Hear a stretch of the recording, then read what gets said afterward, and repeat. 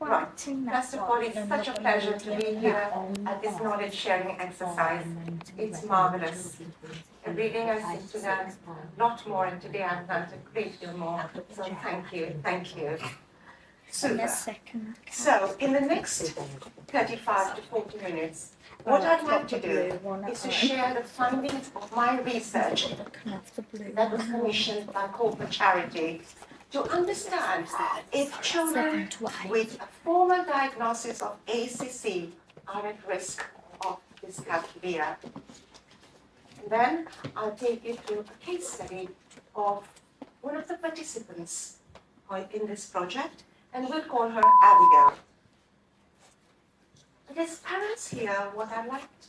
3 years into the project, I thought, no, let me get somebody else to independently do a literature search. So I commissioned a young neuroscientist at UCL. I said, look, Rania Iman, you go and carry out this study for me.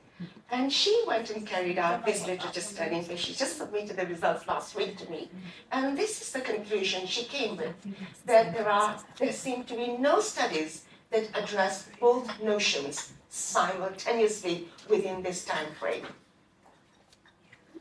So it looks like Corpal Charity is leading the space in the research of significant maths difficulties for children with a formal diagnosis of ACC. So thank you, Aspa. This is wonderful. You are in the right hands here. But I was pretty shocked when Aspa said to me, Karima, can you help us with dyscalculia? Who in the world would want to look at dyscalculia when there's so many other things to look at? Are you sure, Aspa? So absolutely. I want you to look at this research. Whatever has driven Aspa, it's an amazing vision that you had. So, thank you. So let's spend 1 or 2 minutes to understand what dyscalculia is and how it differs from low numeracy. So maths difficulties lie on a spectrum. At the one end, you have developmental dyscalculia, and at the other hand, you have maths development delays. So it's a spectrum of maths difficulties.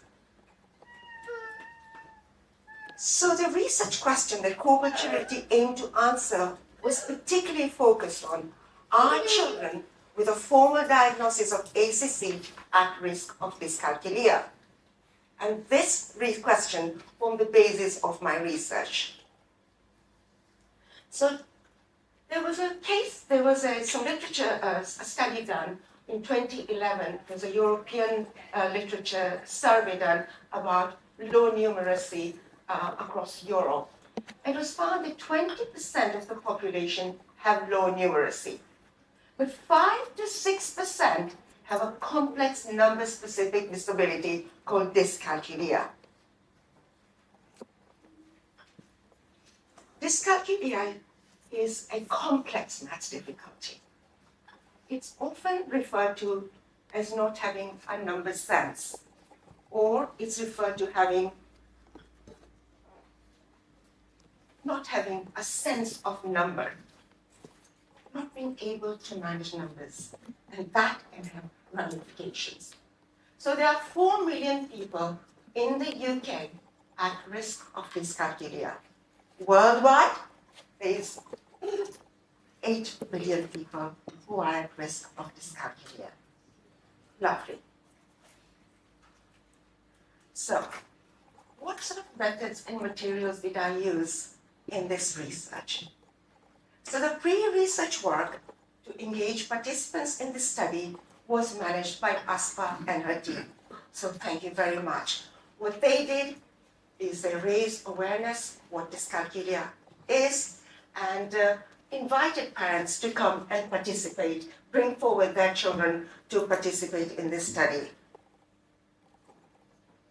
So to date, 10 parents have come forward, and I've traveled across the country, interacted with parents, interacted with teachers, interacted with SENCOs, and the children were at the heart of the assessment.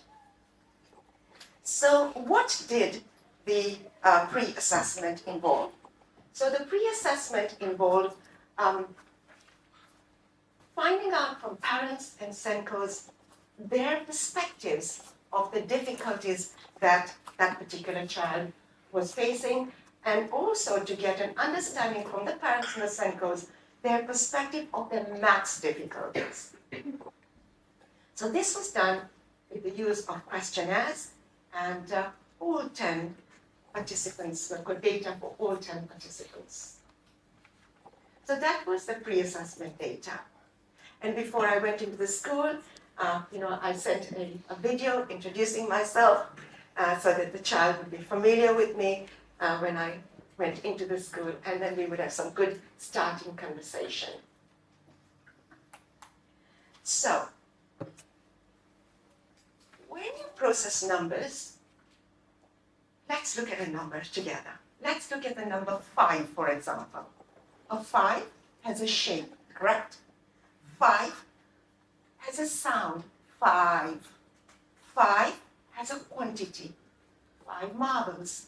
Children have to count 5 marbles. 5 has a unique address. 5 will never become 56 or 65. It's on a mental number line. It's got a unique address. So a child, we all need to know that 5 comes before 56.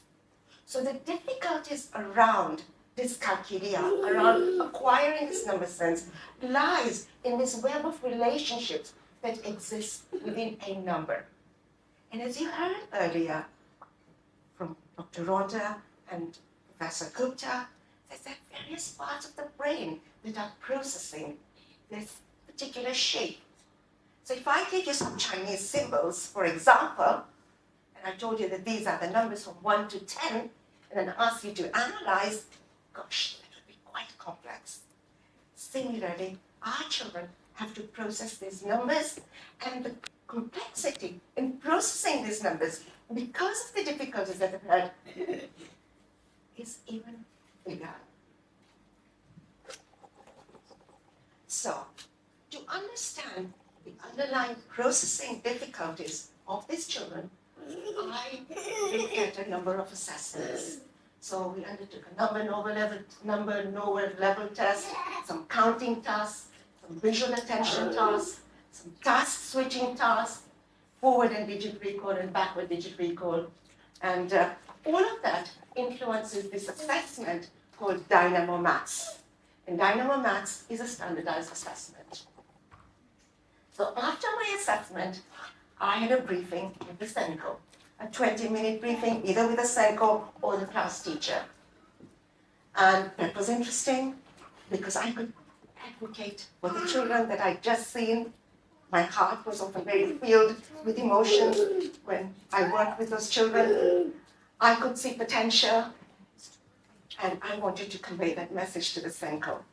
And we would think about the future of the child, about how they can get involved in the activities outside school and inside school. I interestingly also asked to see if I could review their maths working out books. That's quite interesting for some children. Their books were so well organized, but when I assessed them, I didn't see that. So what is it? What is happening there? We need to undertake more research to find out what's happening there. Are they being overhelped? Or are they taking a longer time completing that task?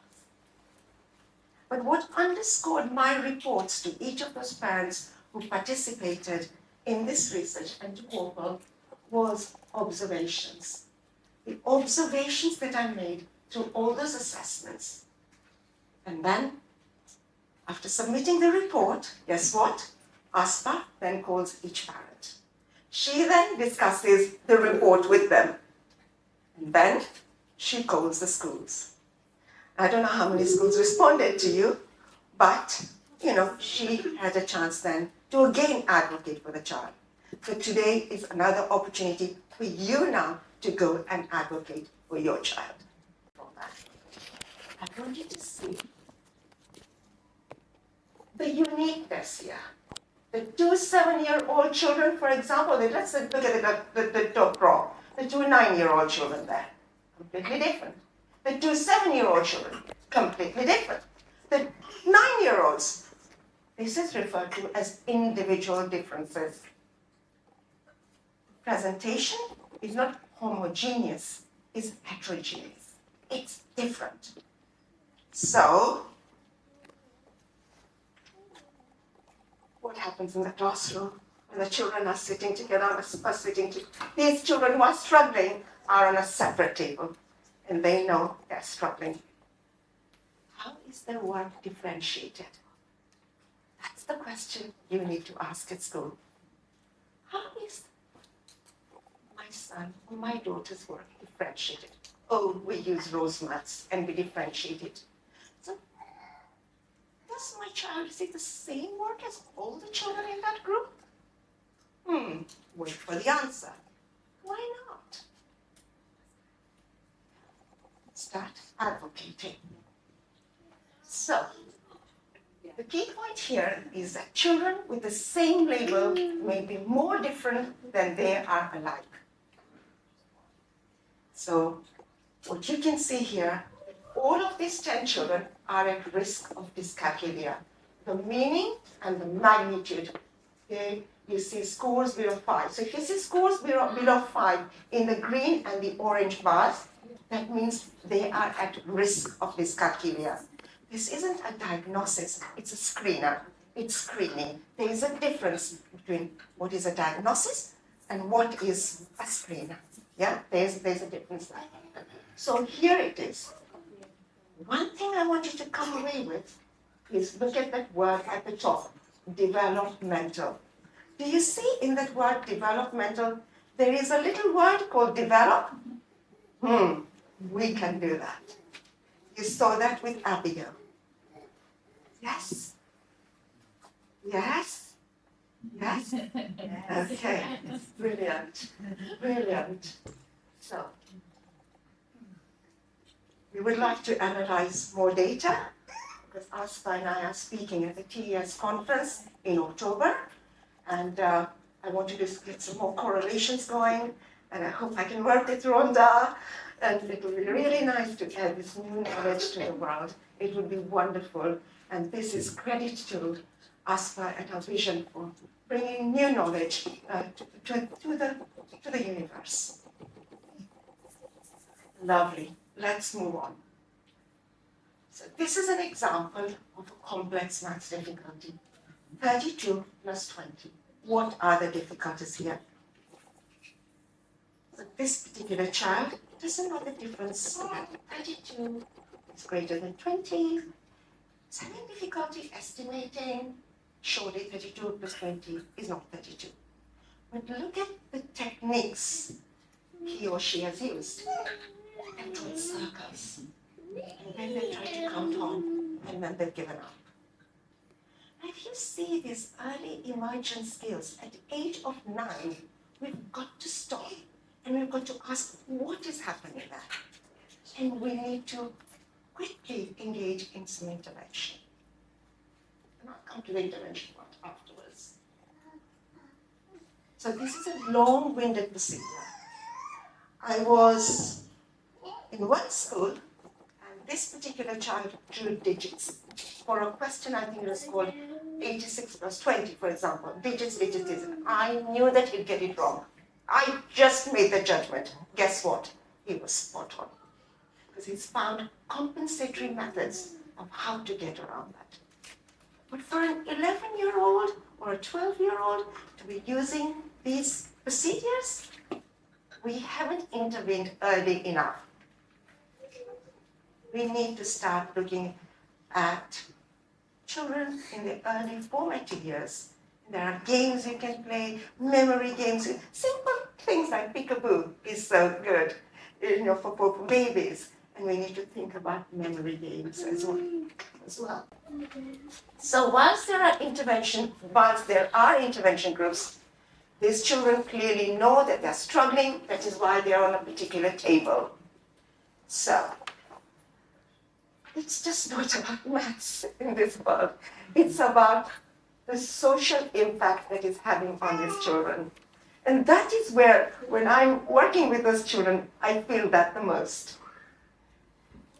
their isolation by their peers, their friendship levels.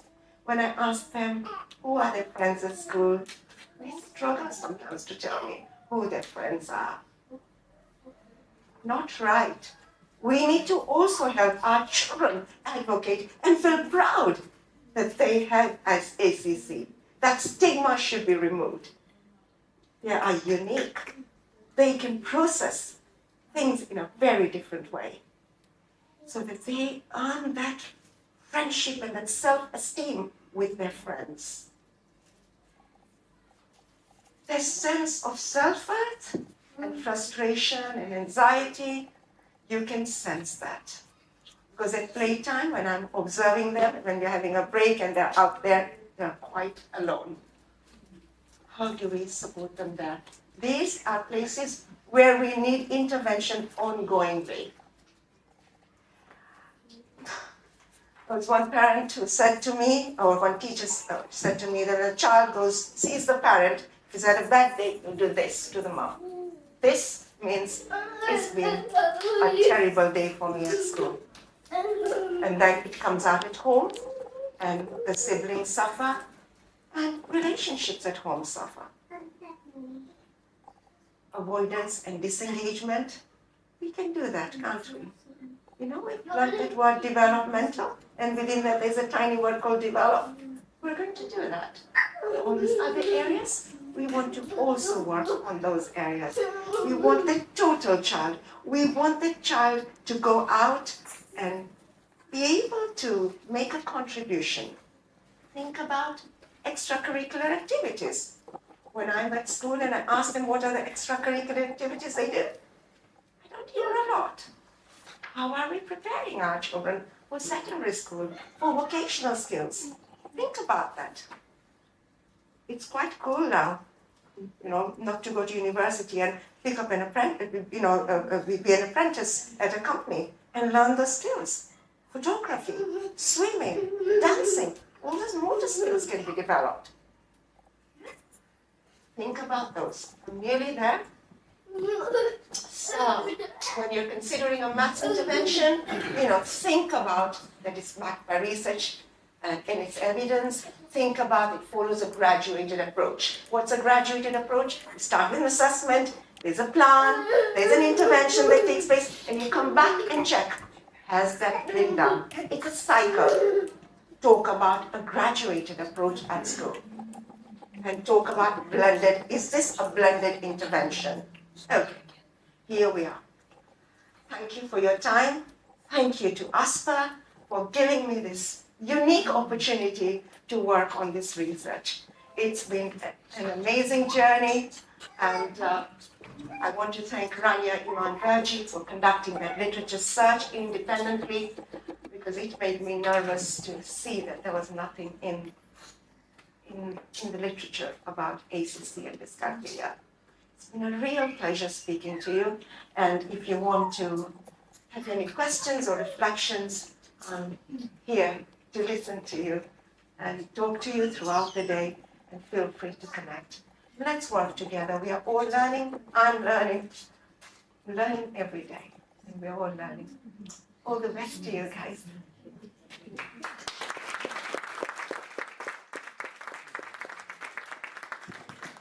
Gracias.